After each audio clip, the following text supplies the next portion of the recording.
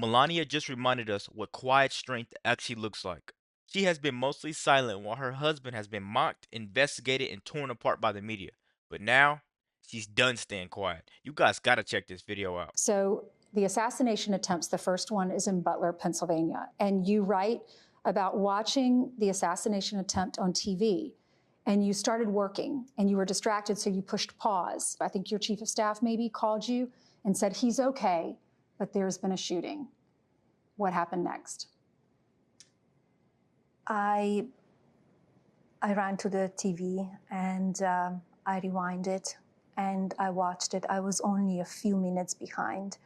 And something, I guess, look over me. So I didn't really see live, but maybe, 3 minutes, few minutes later. But when I saw it,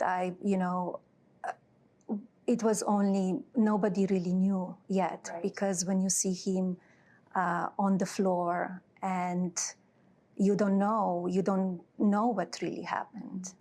So you called him and he didn't answer his phone.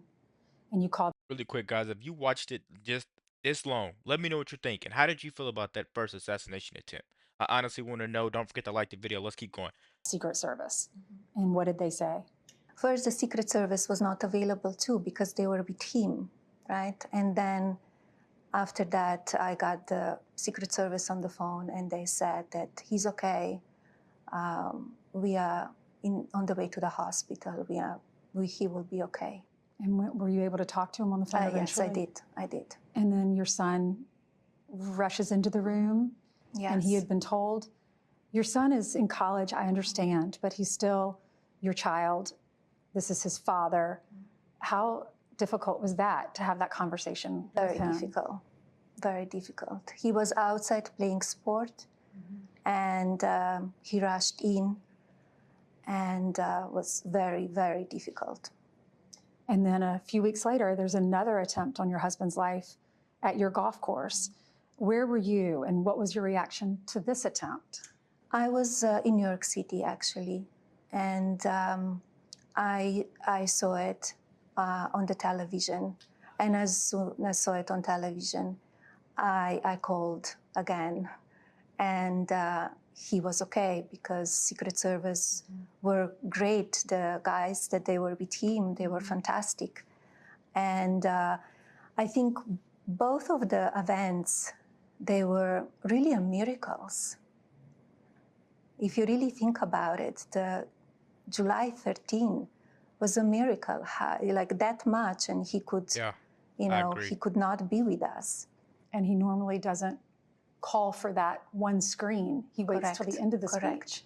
So just looking at that screen allowed him to turn his head. Yeah. And he said it was providential. Does this make you believe in it more in a higher power? How has that been for you? I think something was watching over him. I think he's, it's almost like country really needs him.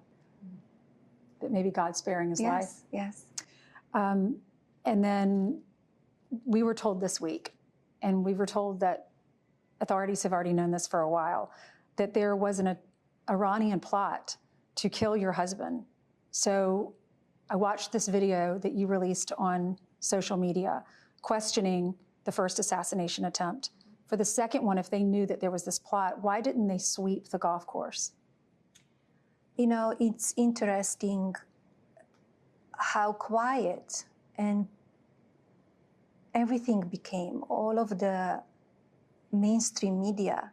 There were a few days reporting about July 13 event, and everything then became quiet. So I had a lot of questions. What's going on? This is not normal. And is it really shocking that all this egregious violence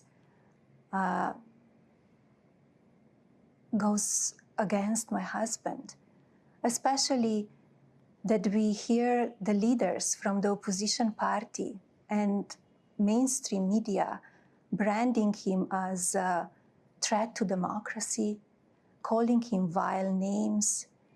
They only fueling a toxic atmosphere. and giving power all of these people that they want to do harm to him. This needs to stop. This needs to stop. The country needs to unite. And I encourage everybody to read my letter that I wrote on July 14 again, because that cannot. That right there literally is the whole entire game, guys. It's never about justice when they're going after Trump. They want to destroy that man because it's about power. He's a threat to everything that they're trying to control. I don't know why. Everybody is saying the same thing except the Democrats.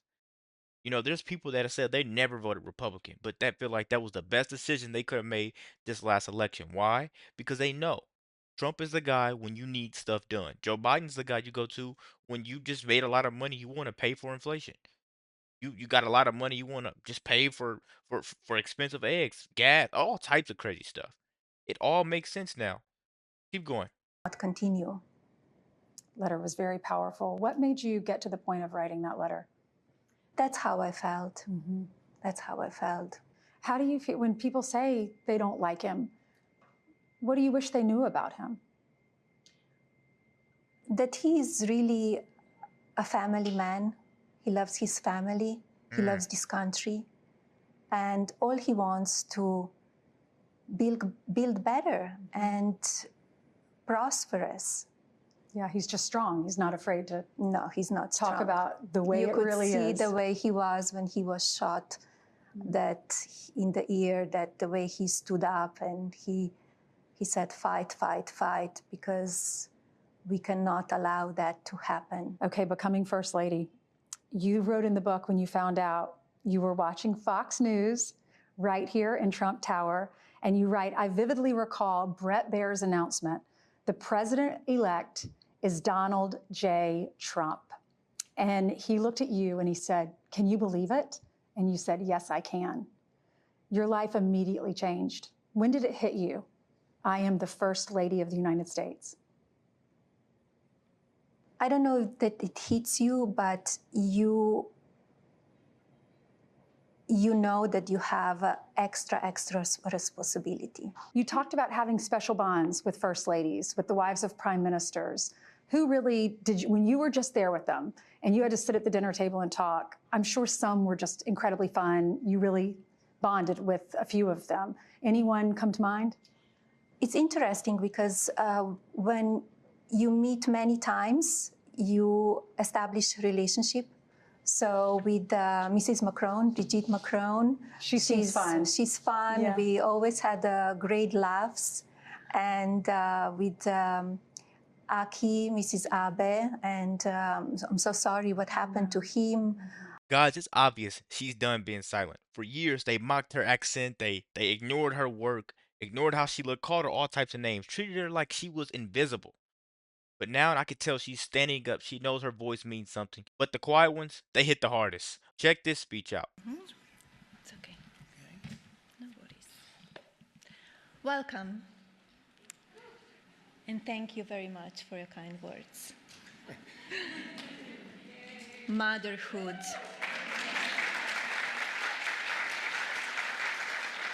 The life-changing event that makes women invincible and exposed at the same time.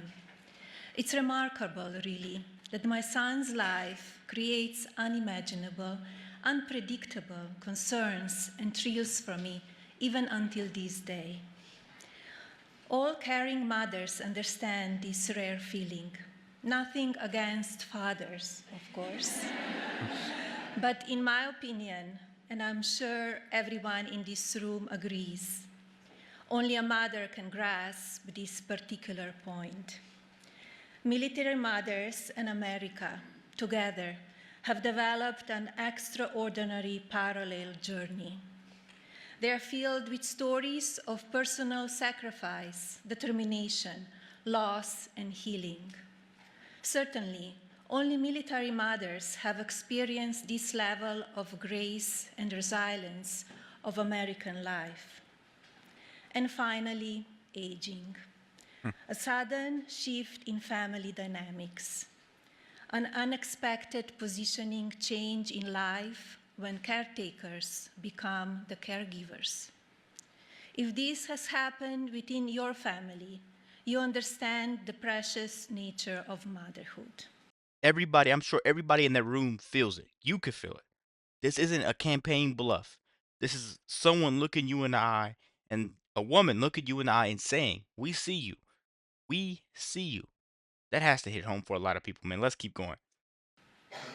Here now, in the White House, at this pivotal moment, I urge you to prioritize your well being. Nurture yourself, for your strength is the bedrock of a brighter future for our children. By caring for ourselves, we empower the next generation to thrive. Together, let's build a legacy of resilience and hope. Your journey matters. Embrace it. And indeed, the sacred strength of women is a profound force. With unwavering love and nurturing wisdom, we have the ability to inspire, uplift, and shape the future hearts of our children. This power, rooted in compassion and resilience, is a beacon of hope that lights the way for generations to come. Let us unite to honor the beauty of motherhood, champion the grace of our journey, and inspire those who follow. A mother's love and wisdom empower our children to flourish, instilling in them the courage to reach their full potential. Motherhood. Happy Mother's Day, everyone. She just reached into the soul of the nation and touched the one wound that politicians never acknowledge. That's what makes this historic. She says, "We honor not just your service, but your survival." Most people sit there and they say, "Thank you for your service," and they move on. But what Melania Trump says, he makes you actually feel like you're cared about. Like your service actually was worth something to the nation and actually worth something to her. Let me know what you guys think about this quick video. Be sure to like, comment, subscribe if you're new, and as always, let me know what you react to. We're out.